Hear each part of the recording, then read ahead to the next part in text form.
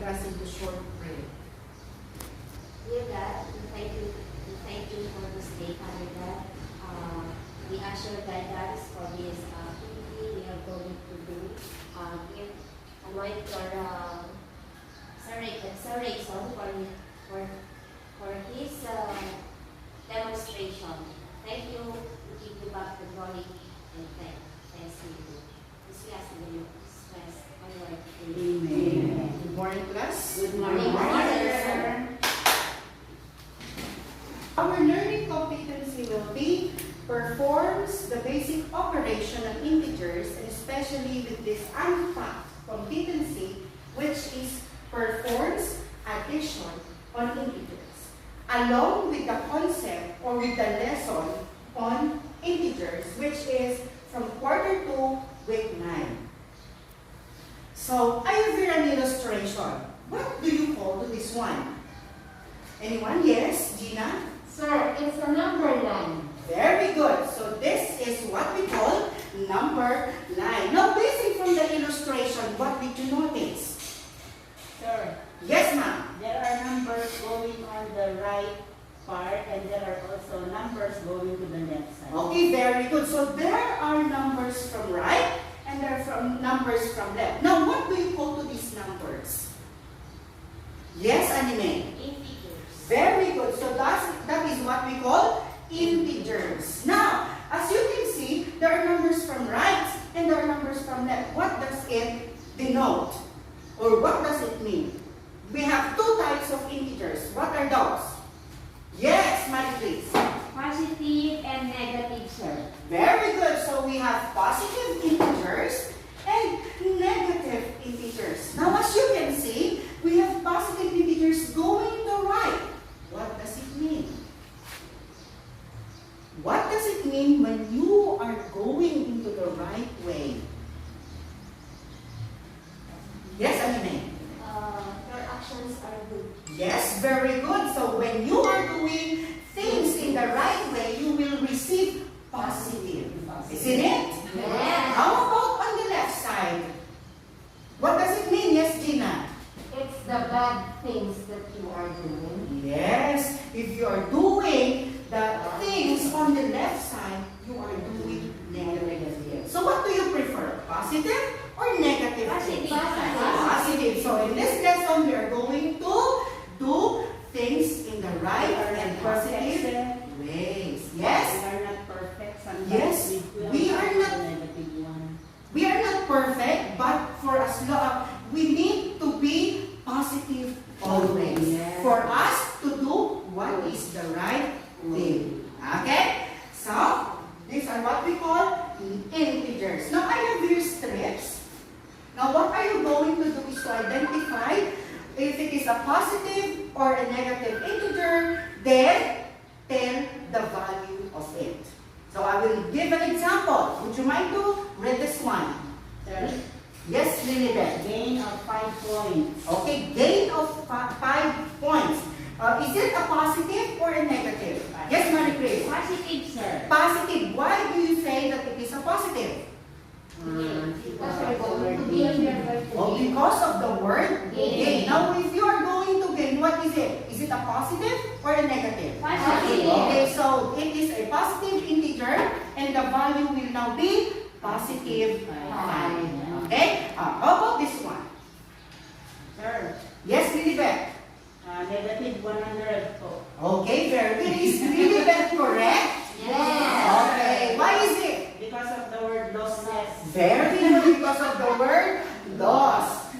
Kat, we're going to dance. Are you excited to dance? Yes. So may we request everyone to place is still and focus your eyes on the screen and just follow the steps. Okay?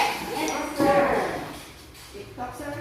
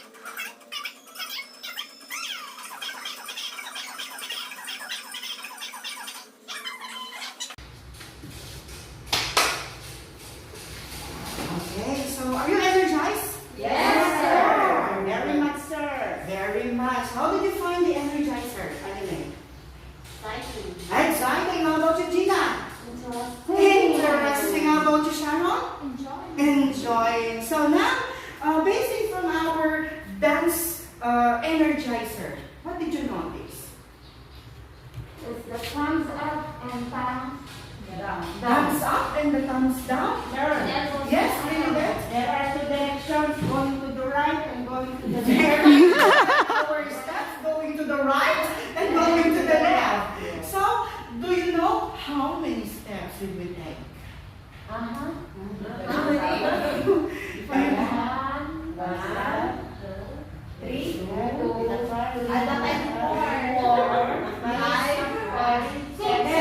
Okay, so there are 7. So how did you come up with that number? By counting. By counting? Yeah.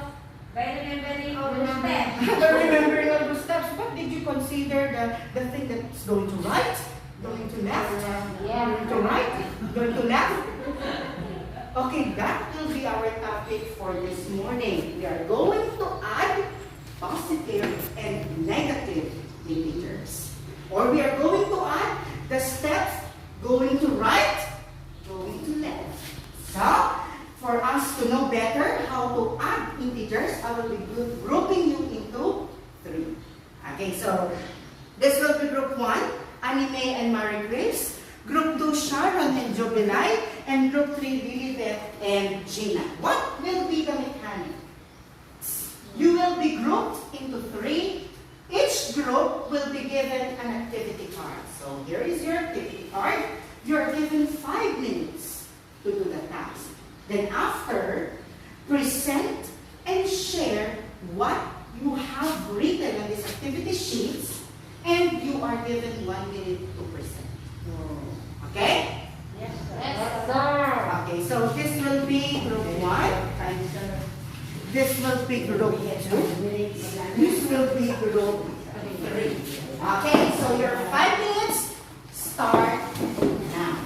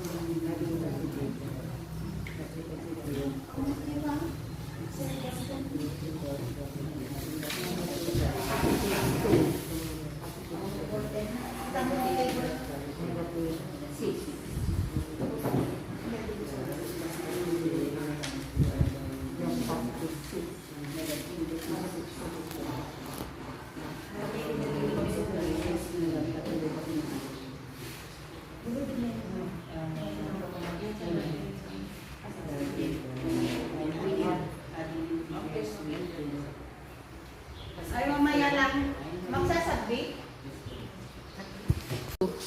Okay, so are you done, class? Yes. Now go to the presentation. So we request group 1, please present their outline in front. And the anime will be the one to explain, sir. 1 minute lang. Okay. Positive 2 plus positive 2 is equal to positive 4. Since they are both positive, we just add and carry their sign. Negative 9 plus positive 3 equals negative 6. A negative plus positive, we are going to subtract the addends and then carry the sign of the higher value. Positive 8 plus negative 6 equal to positive 2. Positive plus negative equal to subtract again and follow the sign of the higher value. We get positive 2 since 8 has the higher value. Negative 3 plus negative 3, we just add and then follow the sign of the addends. Thank you. Okay, so let's give group 1 a 3 clap. Okay, go! Okay, so may I request group 2 to please present their output in front.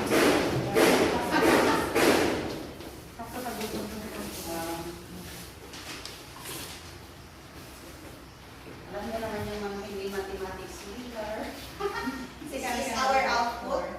So, positive 2 plus positive 2 equals positive 4. We input here because the sign is both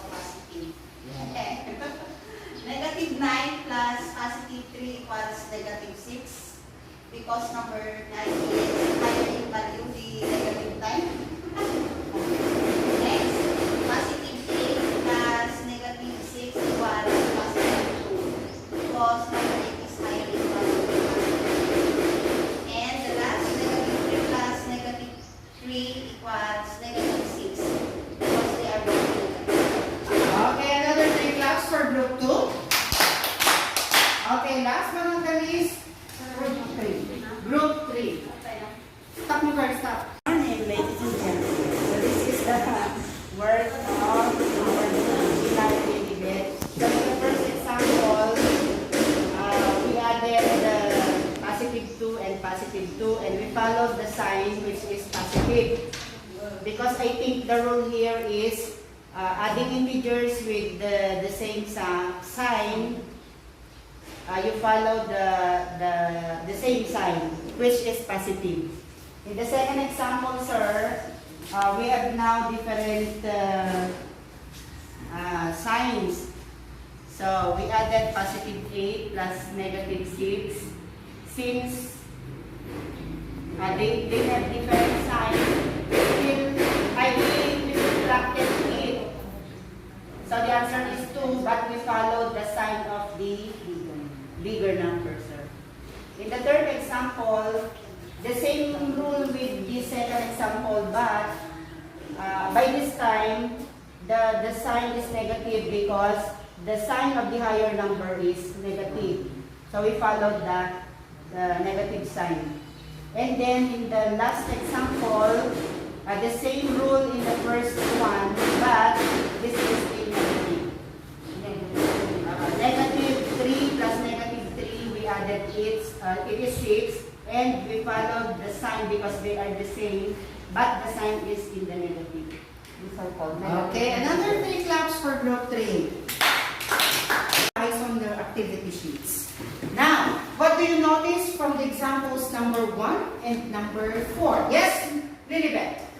In number 1 only, sir, they have the same sign, which is positive. Okay, they have different, the same sign, And which then is the second in the number, for example, negative sign. But they are the same. okay. So in examples number 1 and 4, they have the same sign.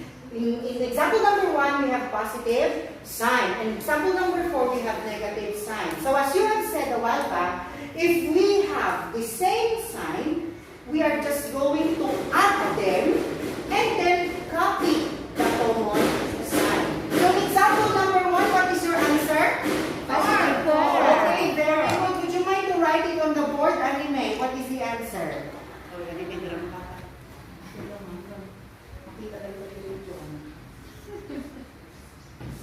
Is Anime correct? Yes. Okay, did you get the same answer? Yes. Yes, very. Did you consider the same rule? Yes. Okay, so how about the example number 4, Jubilal? What is the answer? Negative 6, sir. Okay, would you mind to write it on the board, please? Negative 6. Okay, did you arrive at the same answer? Yes, sir. Okay, so our rule is now here in example, would you mind to give me the rule? What is the rule in adding integers here in example A? Yes, Gina. Adding with the same sign, adding integers with the same sign, you just add them, then follow the sign, the common sign. Okay, very good, Gina. Did you get it? Yes. Okay, let me repeat that adding integers with the same sign, just add them, then copy the common sign. Okay? Yes, So sir. let's go here and on the other side of the board. Now, what did you notice? Yes, Marie-Chris. Sir, I noticed that they have different signs. Okay, they have different sign. Now, what is the answer in this example? Sir, Yes, Gina. it's positive 8. Positive Positive. 2. Oh, positive 2. Okay, would you mind to write it on the board? 2.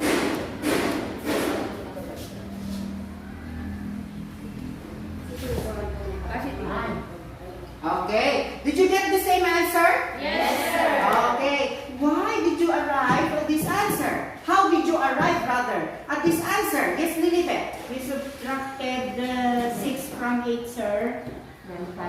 And then we followed the sign of the higher number. Exactly. Very good, Lilibet. That is our rule. Now, if integers have different sign, subtract the numbers.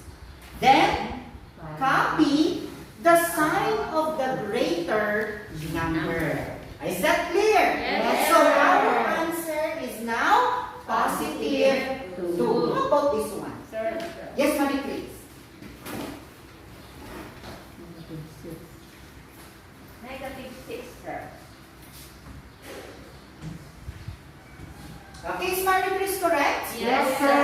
Yes. Now, the same rule is applied on the other example. That if they have different sign, subtract them. Then copy the sign of the greater number. So, class, just remember this one.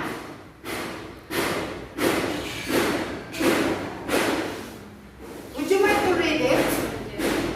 When adding integers, if the addends have the same sign, then if the addends have different signs, the signs are first disregarded, and the difference between the numbers is obtained. The sign of the greater number is affixed to the answer. Take note that the signs are also disregarded when determining the greater number. So when adding integers, just remember these different rules. Okay? So for us to better understand how to add integers, I will group you again into 3 and let's have some play. Do you want to play? Yes, sir. Okay, so, but before that, let me ask you this one. Is it necessary to know these things? Yes. Why? so that we know how to do so. We will do it. Is it necessary or is it important to know these things? Yes, sir. Especially in adding positive and negative integers? Yes, Yes, sir. sir. How? By applying it. Oh, by applying it into what, Gina? Would you mind to give me a certain situation where you can apply this kind of concept? Into our life situation, sir. Just like doing good, it is in the positive side. And doing bad, it's in the negative side. Okay, so very good, Gina. So let me just say this one, that if you are going to add more positive numbers, your life will be at right. Isn't it? Yes. And if you are going to add more negative sides, your life will be in a negative way. Yes, yes, sir. Miserable. You will experience stress, you will experience depression, and many other problems which will occur when you do negative ways. Now here an example, if you are going to do more than the negative ones, the positive will prevail. Yes. And here an example, if you do more negative ways, the negative will prevail. Even though you have done positive, still the negative will prevail. So in life, we must do more things which are positive for us to be in the right way. Okay? Yes, sir. So let's play.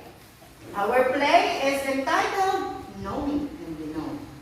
So I will be grouping you again into 3, the same group. Group 1, Group 2, and Group 3. Now, you have stations over there. The activity sheets are there. What are you going to do? This is the mechanics. Every member of the group will play. Each member will choose a letter for him or her to answer. So in that activity sheets, you have letters. Then, and on that letter, there is a problem for you to solve. Then, when he or she got the answer, he will write the letter to its corresponding answer on the board. So I will be posting later the matrix of this. These are the following answers, and later you will write the letter of the corresponding answer on this one for you to identify or unlock the missing word. And it will be one at a time. And no bullshit. And the last but not the least, always remember your number 9. What is your number 9? Positive. Positive And negative. If you do positive things, I will give you positive points. If you do negative things, I will give you negative points. Okay? Yes. So are you ready to play? Yes, sir. Okay, so please go now to your post.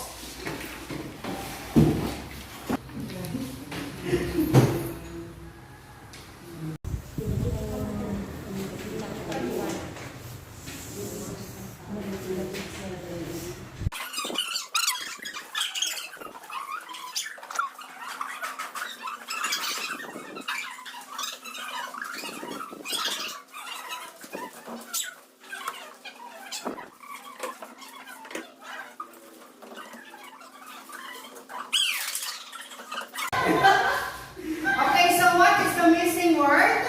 Okay, so we are now, congratulations because you are known at this moment and you have known the different things how to pronounce in integers. Okay, so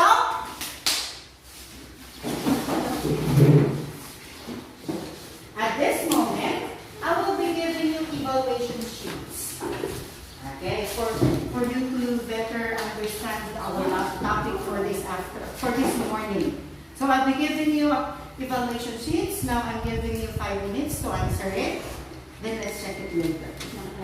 Thank you, sir.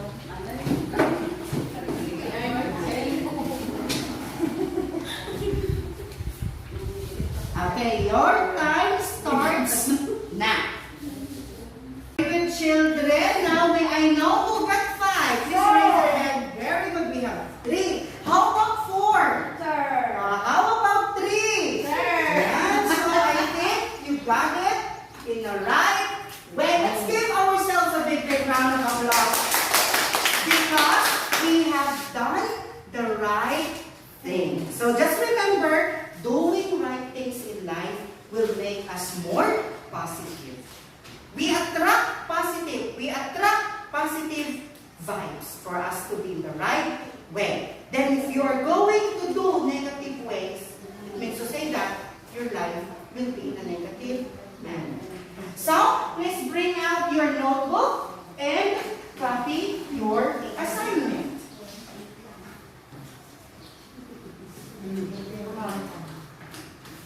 Zero. Oh, it's not bird. So at this time, maybe request Lily Beth to lead us into our closing prayer. Please let us bow our heads. Lord God, Heavenly Father, thank you for all the things that we have learned today. Lord God, bless us all, especially on our way home. We ask all of this in Jesus' name.